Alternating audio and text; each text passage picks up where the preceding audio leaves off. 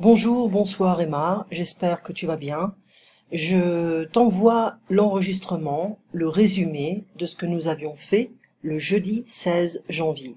Alors c'est la leçon numéro 9 et ce jour-là, nous étions, alors on ne va pas utiliser un présent, nous étions le jeudi 16 janvier et il était 6h30 je crois, 6h30 et 5h30 pour moi. Alors nous avions étudié Clé pour la France, la page 76. Alors je vais, ça c'est Victor Hugo. 76, je vais voir si j'ai la bonne page. Oui, c'est celui-là.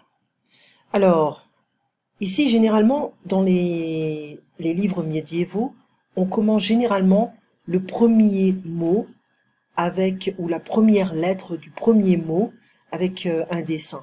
Okay, c'est très commun à cette époque, durant le Moyen-Âge. Alors cette jeune fille est née d'une famille de paysans de l'Est de la France.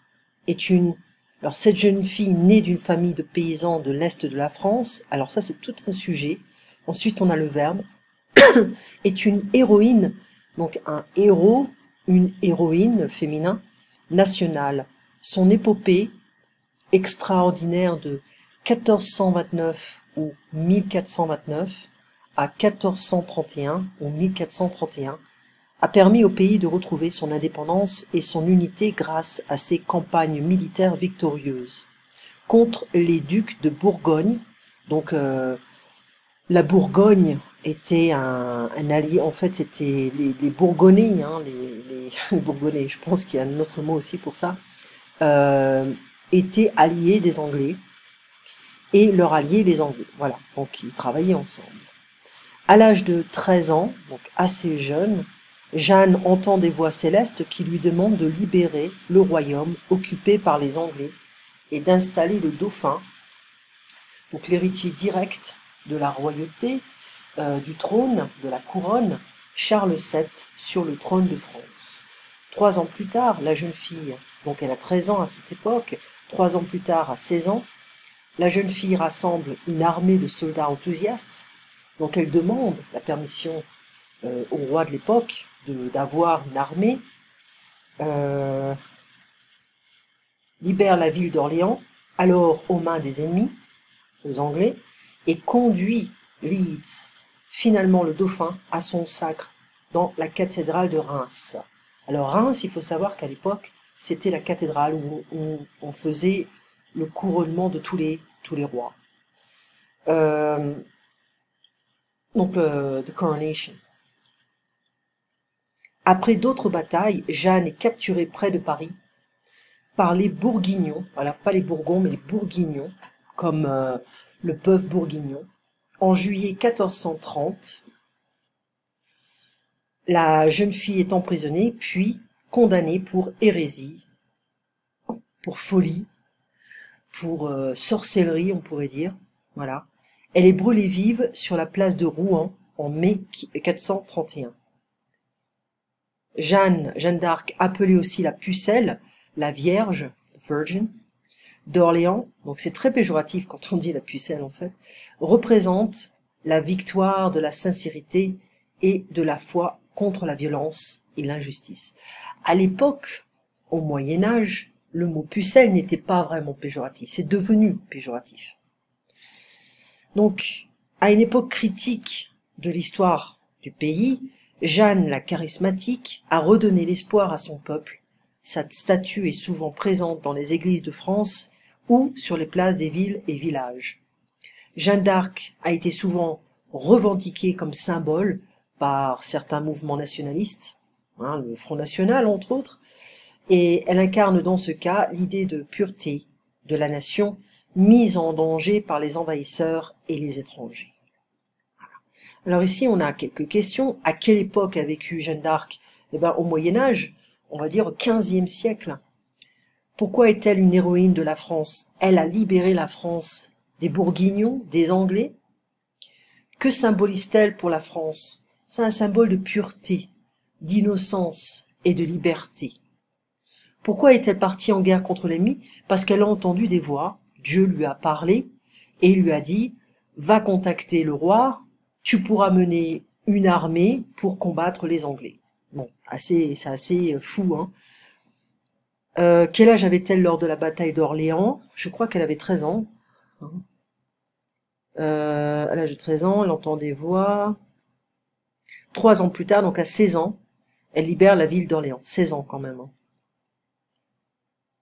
Qui a été couronné roi de France à Reims? Le dauphin Charles VII. Voilà, Charles VII. Comment l'aventure de Jeanne d'Arc s'est-elle terminée? Au bûcher, brûlée vive. Et comment l'histoire de Jeanne d'Arc est-elle exploitée à des fins politiques par le Front National, entre autres, qui utilise son symbole comme étant le symbole de la vraie pureté française. Voilà. Nommer et présenter des femmes héroïnes dans le monde. On avait parlé de Malala, la mère Teresa. Être patriote, ce n'est pas nécessairement être raciste. Oui, patriotisme, c'est là où on peut être d'une autre nation, on peut être d'une autre culture, et on s'adapte dans un nouveau pays qui nous a accueillis. Voilà, donc on apprend la langue, on s'adapte au système, aux règles, aux lois, etc. Donc on peut devenir patriote, même si on est né dans un autre pays. Dans 50 ans, nous serons tous des citoyens du monde, probablement, voilà. L'ouverture des frontières, facilité de travailler dans différents pays, de s'adapter, de parler différentes langues, voilà. Alors, une brève biographie de la vie de Jeanne d'Arc, c'est pas la peine.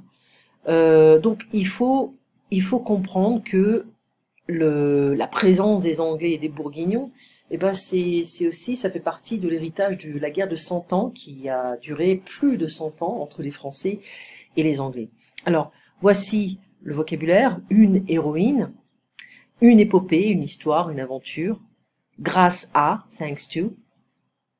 Campagne militaire, c'est une bataille. Un sacre, coronation, un couronnement. Hérésie, trahison, succession, on va dire une trahison. Elle est condamnée pour hérésie, ça veut dire qu'en fait elle a trahi. Qui? Les Anglais? Ben, elle n'est pas anglaise. Trahit les Français? C'est un peu stupide. Pucelle, une jeune fille vierge, virgin. La foi, the faith, une conviction, une croyance. Espoir, hope, la certitude, la confiance. Revendiquer, utiliser. Incarner, représenter. Okay. Donc ça c'est fait. Alors je reviens ici. Donc Jeanne d'Arc a libéré la France des Anglais, c'est une héroïne. La mère Teresa, Malala, qui a obtenu le prix Nobel de la paix en 2014.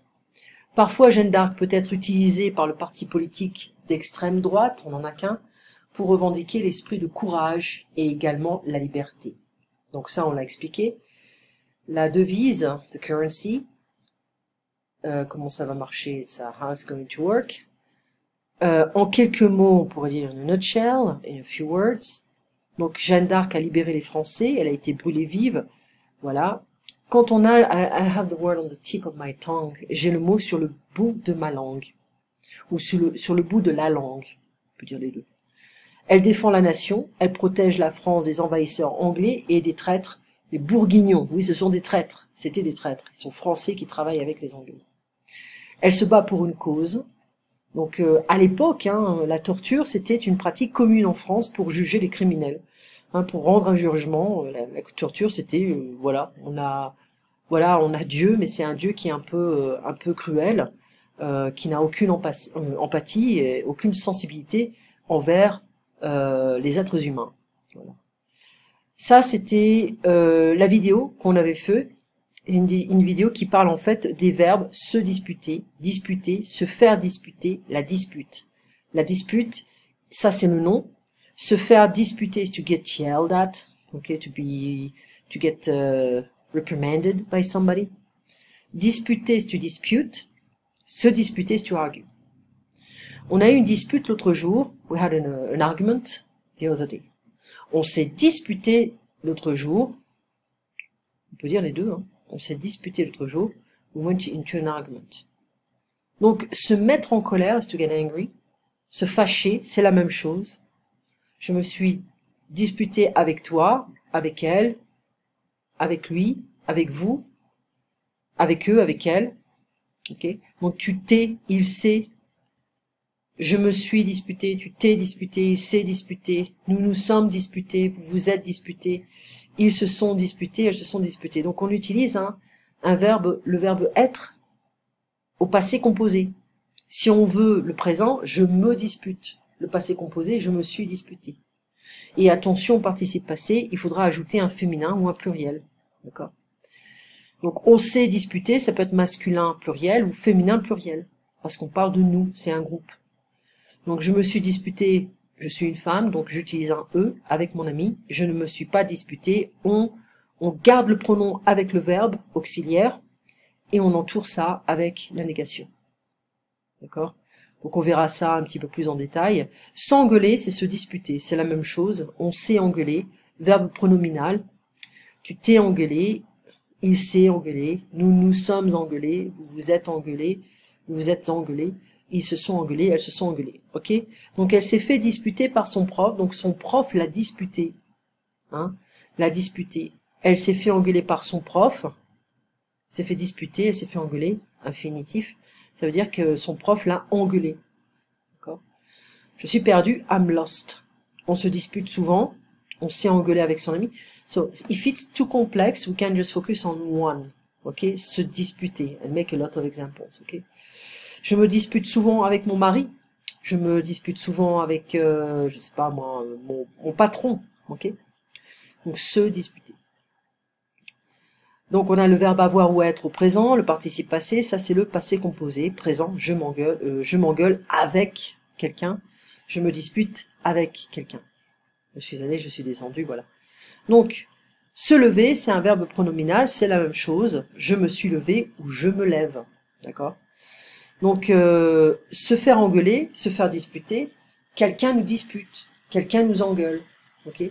Ça c'est une expression qu'on fera par la suite, c'est trop difficile pour le moment. Faire quelque chose.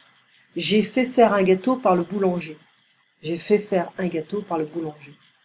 J'ai fait faire un gâteau par le boulanger. Donc le boulanger me fait un gâteau. Il me prépare le gâteau. L'élève s'est fait engueuler, s'est fait gronder aussi, s'est fait disputer. C'est la même chose. Engueuler, gronder, disputer. Gronder quelqu'un, c'est disputer quelqu'un ou engueuler quelqu'un. Se faire engueuler, se faire gronder, se faire disputer. Ensuite, on a faire la tête, bouder, c'est-à-dire on ne parle plus. Voilà. On veut plus parler parce que on est fâché, on est en colère. D'accord? Donc faire la tête, bouder, ne plus se parler, c'est la même chose. Si in a bad mood, he doesn't want to talk. Et aussi disputer sans la forme réflexive. Disputer un match de tennis is to compete, to play. Okay. Alors ici, j'ai corrigé les exercices. Donc ici j'ai mis nous sommes d'Australie, j'ai mis que d'Australie, hein. Tu verras, j'ai tout corrigé. Okay. Donc je me dispute. Ici c'est simplement ça c'est l'exercice, un petit exercice. Donc tu dois mettre cette phrase à la négation et au passé composé. Ok. Donc par exemple, je ne me dispute pas ou je me suis disputé. D'accord? Donc la négation et le passé composé. Et pour le jeudi prochain, on va étudier plus en détail le passé composé, on va revoir ça. Alors je te mets déjà ce qu'on va dire, d'accord? Bon, c'est un peu long, mais bon, je pense que c'est un peu long. Ah, 4 pages et demie. Mais bon, c'est ce qu'on va faire la prochaine fois. Tu passes un très bon week-end, Emma, et on se voit donc jeudi prochain. À très bientôt.